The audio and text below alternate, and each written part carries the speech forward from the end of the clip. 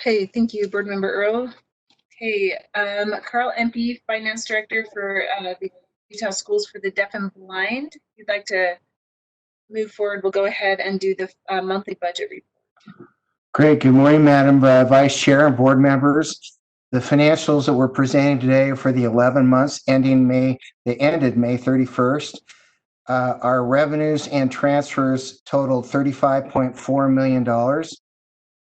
Our expenses were $37.8 million. I'm just rounding up. The chart you have on this slide right now is the enrichment program list, where we just have spent approximately, and that's an old list.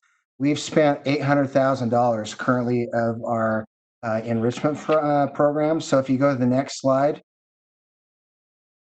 go one more. That's our donated funds, and we'll talk about that in just a minute. You can go to the next one. It should be the budget financial report. That's the budget status report, and that's fine. You can just stand there because it shows our revenues of $35.4 million and our expenses of $37.8 million. We've spent $2.4 million year to date more than what we've received from the state, and our revenues that we've generated. That's mainly just a timing issue of receivables. We've got about $1.3 million that we'll receive from the state office to reimburse us for our transportation of our students.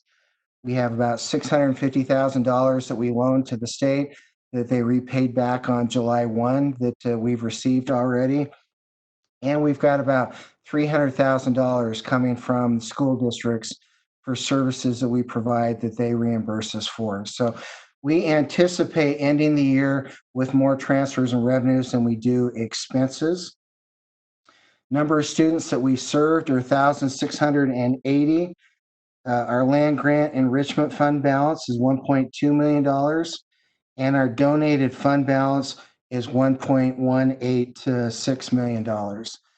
And this slide that you got before you, it just shows you all the detail of our revenues that comprise of year-to-date transfers and revenues. And the following page just shows the aggregation of our expenses by categories. And I'd be happy to answer any questions that any of you may have on our 11-month results.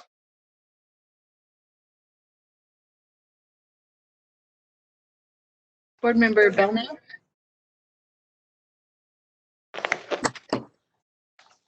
Thank you, Chair Cummins. Carl, I have a question on your donated money. I think you said you had 1.1 million left over. On the donated money, are you trying to, are there any parameters that you're supposed to use it that year? Do people have certain restrictions they have that you should be using it for the students that are in the school this year? That's really a good question, Board Member Belknap. We've broken it out by these various categories in the units, and you can see the description, like DF21 is activities donated account. Some of these have certain restrictions based on the donor. The largest donation is from the NORDA Foundation, and that's $959,000 of our $1.186 million. So the majority of it is NORDA, and that's going over to the foundation, and that will be used for various purposes. The NORDA group has given us some money, but they've not given us any restrictions as to how those funds need to be spent. We monitor each one of these every single month. We encourage the directors and the associate superintendents to spend them on funds that are appropriate to be done. Does that answer your question? Yes, that's helpful. I have one other question, if you have carryover funds, have you allocated those or set those to be used, and how are they set up to be used up? Yeah, we do have carry forward funds and had carry forward funds over the last few fiscal years. We've used those for capital improvement projects. We sit down and come up with a list of projects from the associate superintendents, the superintendent, our facilities department, and each of the directors of improvements that they would like to have achieved. And then we prepare a list, and then execute that throughout the year. Chair, may I continue? Yes. Thank you. I'm sorry. Maybe other people have questions. And maybe this isn't for Carl, but it might be for Scott. And so Scott and or Carl, so everything that has funds remaining, you have a plan for. I guess that's my question. Yes, Thank you. you're welcome. Okay, thank you. Board Member Cannon? I have a question on the enrichment program list. So I look at the first page, it's page 1 of 2, and that looks pretty straightforward for 2019. But then you go to the next page for 2020, and I don't understand that page at all. I'm wondering if you could enlighten me and let me know what all of those figures mean and where they're coming from and what they're doing. That's really just one page, Board Member Cannon, but it's a graph, and it was too long in the width, too wide in the width to fall onto one page. And so if you go up above and cut and paste, the columns on page 2 would be on to the right of the actual 228.19. Okay. So then the explanation for what all those funds are for is found, like the fiscal year 19 request was $150,000 and fiscal year 2020 is 200,000. Yes, That's the first line, yes. extracurricular activities. All right. Do you expect differences this year because of travel restrictions and that type of thing? We do. We anticipate that we probably won't spend approximately about $100,000 to $175,000 of these funds due to COVID. That's my question. Thank you. You're welcome. Okay, doesn't look like there's any other questions. So if you want to continue. Okay, our next report is our budget for fiscal year 21, just to bring to your attention and review and approval. We anticipate revenues of approximately $43 million. You can see there on that first line under the budget, 43,034,589. Oh, if you'll go back up, there we go. Our expenses, we anticipate about $42.9 million. So we are budgeting revenues greater than our expenses. And we've got all the detail based on the revenue categories down below in the green and in the mauve for our expenses. We'd be happy to answer any questions you may have on our budget forecast for this next fiscal year. Okay. Board Member Hanson? Thank you, Chair. I just wondered, Carl, how many students do we plan to be servicing in the next year? We anticipate just under 1,700 students, Board Member Hanson. So just roughly then, looking at total expenditures of 43 million and 1,700 students, about $25,000 a student. Is that about where we are? Yeah, that's just a quick and rough estimate calculation per student. Okay, and that would include on-campus students and also students that are serviced off-campus? Yes, our outreach students that are out in other school districts. How many on-campus students do we anticipate? We've got approximately about, let me just look here, roughly about 600 students that we have on campus, and then the rest are out in the state in the LEAs. Okay, I appreciate the information. Thank you. Welcome. Thank you. Okay, I don't see any other questions if you want to proceed. That's my financial report, Madam Vice Chair. Okay. The FY21 USDB budget is an action item. So we need a motion that the board approve the USDB FY21 budget. Okay, Board Member Belknap, So moved. is there a second?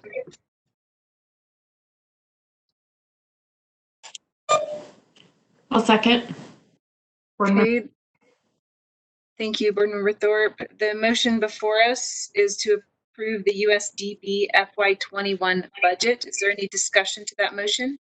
Board Member Hanson? Thank you. I'm wondering, given current circumstances, if we might want to take a look at this budget and see if some of the education dollars could be rerouted maybe to some of the other needs that we have facing us. I'd just like to hear from Carl and maybe from Scott, if he's on the line, as to whether that's even a possibility.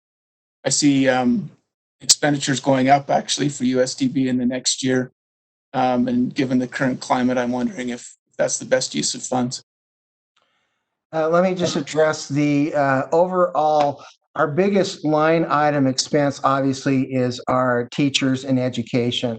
And that comprises about 80% of our overall expense. So there's not really a lot of flexibility that we can see. I'll defer to Scott and his comments. So yeah, so I agree that the budget is most the highest percentage is for salaries, benefits for USDB. Carl, it might help if you broke this down by program, right? So that they could see what's funded by education funds.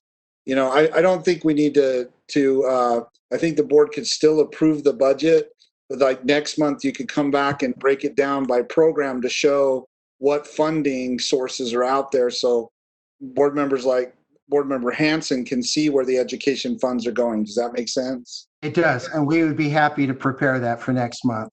So Vice Chair Cummins, again, you could go ahead, the board could approve the budget, but then conducive to Board Member Hanson's request, I think the board would actually need to see by program where the types of funding are and what they're funding. Does that make sense? Yes, it does. Chair Cummins, I'm sorry, ma'am.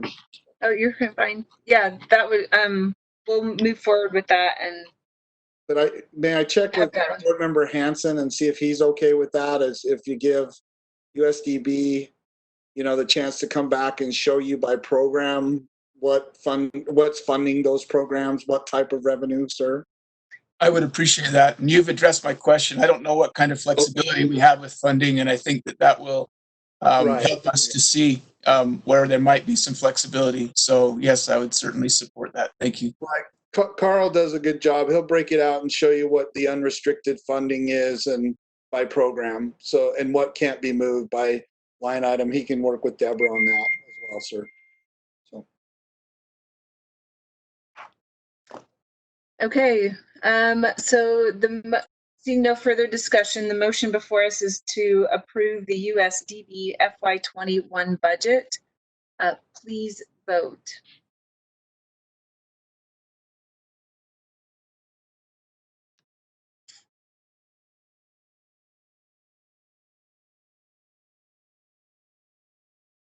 Okay, that motion passes unanimously. As a reminder, Board Member Nielsen, Board Member Bolter, and Chair Huntsman are not present. Okay, next we have the Superintendent's Report. Superintendent Joel Coleman.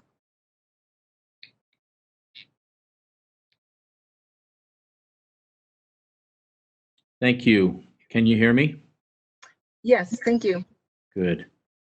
I'm in Texas, and I'm borrowing a realtor's office to sit here. And about 10 minutes ago, someone started doing construction right behind me, and I'm not in a position to tell them to stop, so I'm glad it stopped for a second.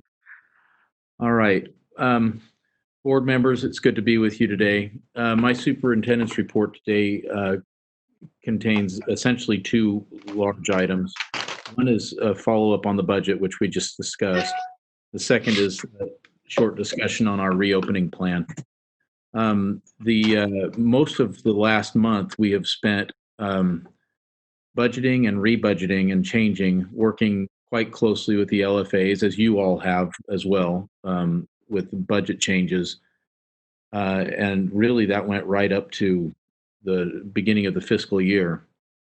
And so I think I really need to acknowledge the work of Carl and his staff members for doing that with the superintendency as we were transitioning to a new associate superintendent, also Susan Patton, who is on the phone with us today, and Michelle Tanner for the deaf school is as well. So if you have any questions for them, they're available as well.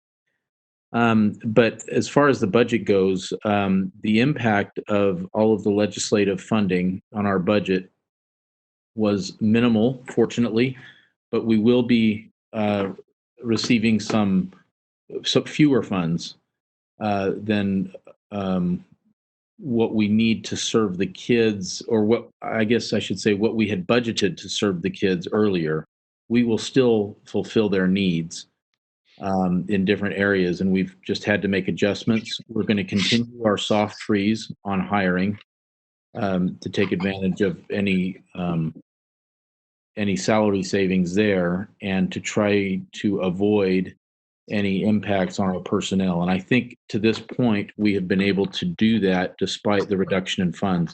When the legislature came through amazingly well with a 1.7 or 1.8% increase to the WPU this year and growth funding for the local districts, I think that was very commendable. And we realized that other state agencies had to take significant hits in order to hold education harmless as possible.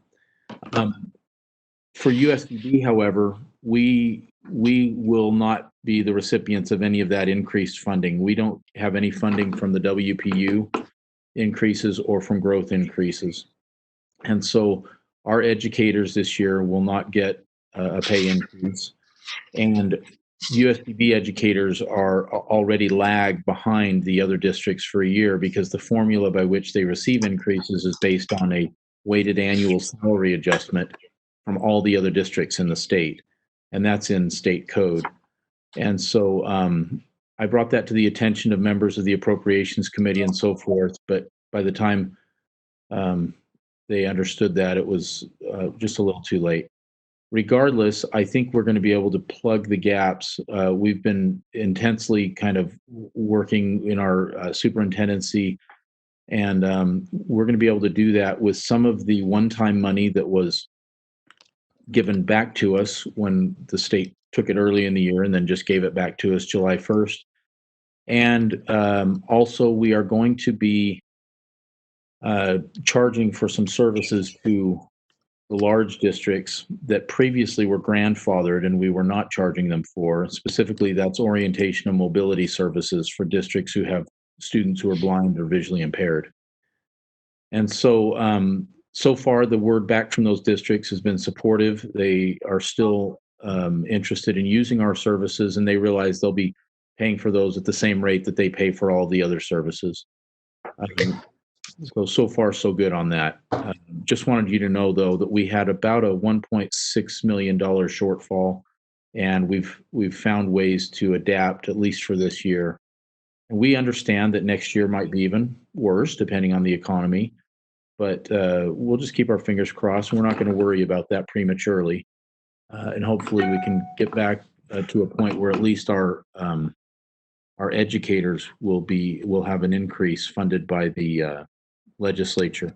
We're always concerned about that as our main concern because it's hard enough to find a special educator, but one that's specialized with a master's degree in services for the blind or services for the deaf, even harder to find. And so we're just hoping that the salary chase doesn't drive them to some other place. And I'm hopeful because of the level of professionalism of most of our teachers that they'll hang in there with us for at least another year. So I wanted to share all of that with you just so that you had a real good feeling for the budgeting process and challenges and solutions that we've found internally. I would be happy to answer questions if any of you have questions following that short budget process report from me.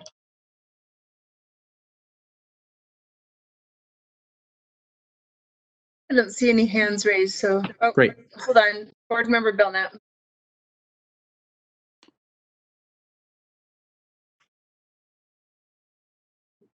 Or, nope. Okay, go ahead. Okay. Superintendent Coleman. Thank you. Okay, so the second item, of course, is to address the USDB reopening plan. And I feel like I don't have to say as much as I was planning on with this because Superintendent Dixon already gave you a tremendous overview on exactly what it is on our minds most days now as we move forward. Along with our agenda today, we have included the template that's required from every LEA, from each LEA, I should say, to the board. It is a very rough outline, and essentially it's an assurances document. And we completed that first, knowing generally where we're going to go. But now comes the process, which we've already been engaged in for a couple of weeks now, of piecing together the specifics when it comes to our students and our campuses in particular.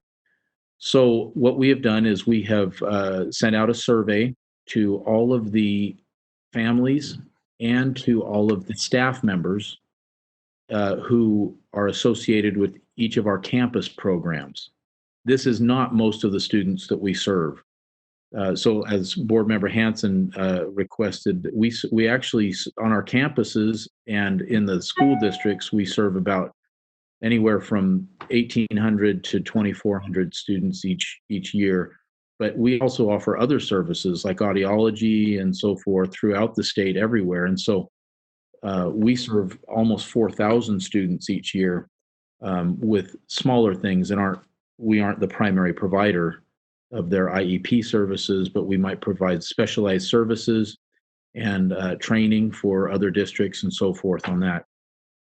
We anticipate that most of our kids who are working in other districts and our teachers there, I mean, they will just follow the protocols of those districts, of course. But on our campuses, our plan, we have reached out for input from the teachers and the parents, like I mentioned, and probably by next week, by the end of next week, we will receive that feedback and we will be able to analyze it, look at it together. And then in the meantime, we're creating sort of a draft of our plan to meet the August 1st deadline. And I'm aware that the board is required to, or each LEA board is required to approve a plan that can be posted on our website by August 1st. So I think that may require the board to either have a special meeting just to approve our plan before August 1st, or we can post the draft of our plan, and then you can approve it in your next meeting at the beginning of August or whenever you have that. So I'll leave that to the board to decide. But some of the details that we're looking at, which are the most challenging, of course, include mask use. If you probably noticed in the governor's executive order that individuals who are deaf or hard of hearing or have other disabilities which require which are complicated through mask wearing are exempt from his order.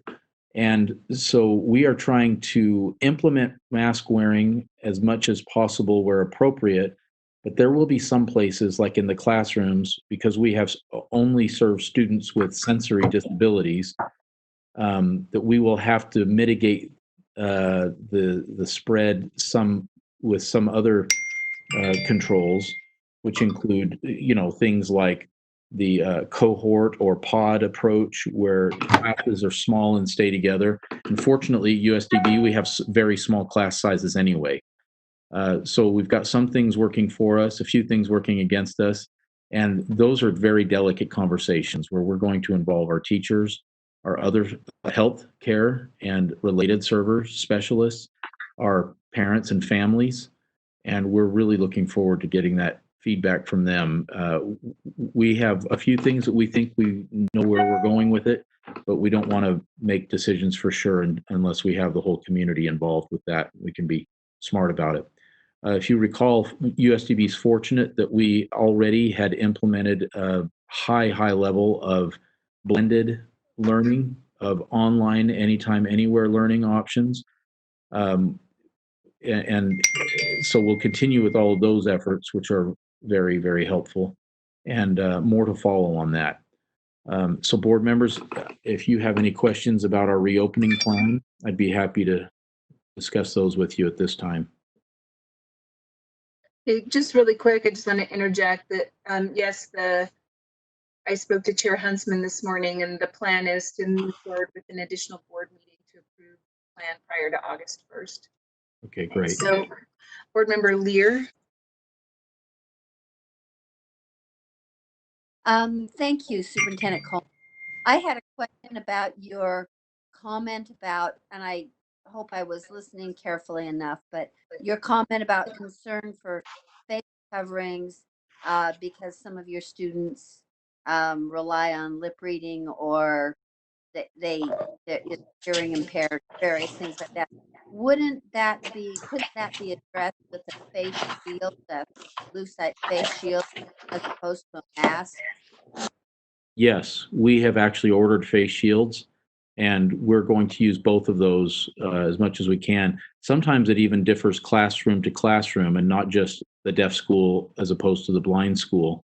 As you know, some of our students use lip reading and hearing, and so yeah, the face shields could be very helpful there. We've also ordered some plexiglass shields, and depending on the feedback from parents and the teachers and our administrators all together, we're going to, hopefully we don't have a social emotional problems. We don't want to have barriers between the kids, but at the same time, like Dr. Dixon said, our kids are resilient and they learn, and they will follow our lead to some extent. And so we know some of that will be adaptive, but in our original plan, we are going to definitely consider those face shields as well as masks.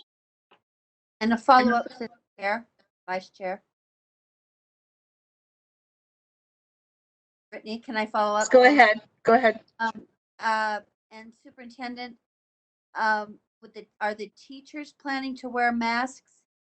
And don't you have, and kind of cheating with an additional question, don't you have a number of students who have other health complications, maybe making face shields more important, or is that a misconception? So No. first, second question, and then what about teachers and masks? Yeah, you are right. And so a lot of this will be on a case-by-case basis or a small group-by-group basis. So we have students who have multiple disabilities, some of which are deaf and blind. Everything they do is tactile, of course. We have to touch them constantly throughout the day, and they will touch the manipulatives that they use, all the way to students who may just be deaf or hard of hearing and have no other disabilities, and can have, they might be fine with a lot of PPE or other things. And so your comments are spot on, and these are the discussions that we're having together at this time. What about teachers and face masks? Yeah, it depends on the situation. Obviously, our LSL teachers cannot wear face masks, but the face shields might be a better option for them. Thank you. Yeah. Okay, Board Member Earl. Thank you. My question is just maybe kind of a broad question, but you referenced teachers that are working with other districts. Is it common for those teachers that go into other districts to go into several districts or just into one? So in other words, are they assigned to one district, or are some of those teachers moving in several districts? I'm just wondering if there's a lot of change between each of those districts. It's both, actually. Sometimes we have an individual assigned to one student in another district, and they're with them all day. An interpreter, an ASL interpreter is a great example of that. But they're not the only ones.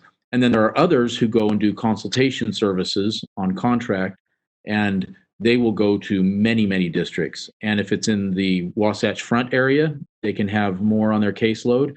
If it's out in the rural areas, sometimes their travel is as much time as their service delivery is. And so we literally have everything across the spectrum there. And so each one of those cases, I know when school starts up, and in consultation with the different districts and people going in, our directors are going to be very actively involved in advising and helping each one of those education related servers figure out what to do with their specific caseload. So will the districts reach out to you, or are you anticipating teachers just making sure that they reach out to the districts depending on the students they have? So our teachers and directors both are actively involved with Okay. the special education directors who they kind of answer to in those districts. And Okay. they communicated a lot with them to make sure that we're fitting into their program and bringing our expertise. So yeah, they do that proactively. We're not waiting to hear from them. Okay, thank you. Board Member Hanson. Thanks. So I appreciate your comments, Joel, and knowing that this is more of a rough draft that we've been given really helps me, because I know that on this particular item, we are in the local school board mode, and probably need to, as Chair Huntsman would say if he was here, get into the weeds. I had just a couple of questions, and one is, has USDB met with the local health department up until now?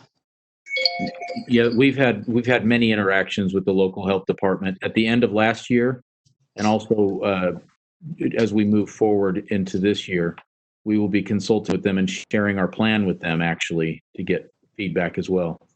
They've been very supportive. So you've had contact with them. They've been in your building, or you've been in theirs, and you've had those meetings, or I guess you've done it by Zoom, probably. Yeah, well, I don't know if they've been in our buildings, right? And then we have several different health departments that we on our campuses. We have one for Utah County, one for Salt Lake County, and one up in Auburn. Yeah, I would anticipate that you'd be in contact with those three. When we do review this at our next meeting, I would request that we get specifics, that you use the planning handbook that USB's put out and address each of the items that's there, and be able to provide us with things like, where do you plan on putting the hand sanitizer in the buildings, and how will you do the contact tracing, what the scheme is for that, or the protocol. Because of our mode, we are in the local school board mode on this one. And so that would be very much appreciated. But thanks for all your efforts. I know you've got a real challenge with the population of your schools and the measures we're trying to implement. Yes, thank you for your feedback. That handbook has formed the basis for our outline so far that we're drafting the plan with. And by the way, we're not going to wait until right before your meeting either. As soon as we have this ready, we'll be sharing it out with all of you, so that long before the meeting, we can have as much information out as possible to help you. Very good. Thank you. Okay, I don't see any other questions. Is there anything else you wanted to add? That's all. That's my report for now. There is one other little thing. We're meeting later today as a foundation board to discuss some moving forward with that too. But other than that, most of our time will be consumed in the next week or two with producing a draft plan. Okay, great. Thank you. And then you. we'll let everyone know once we get the date set for that additional board meeting. Let me just keep that a short meeting. Okay, thank you, Superintendent. You're welcome. Thank you, Mr. MP, for that report. That concludes the USDB portion of our meeting.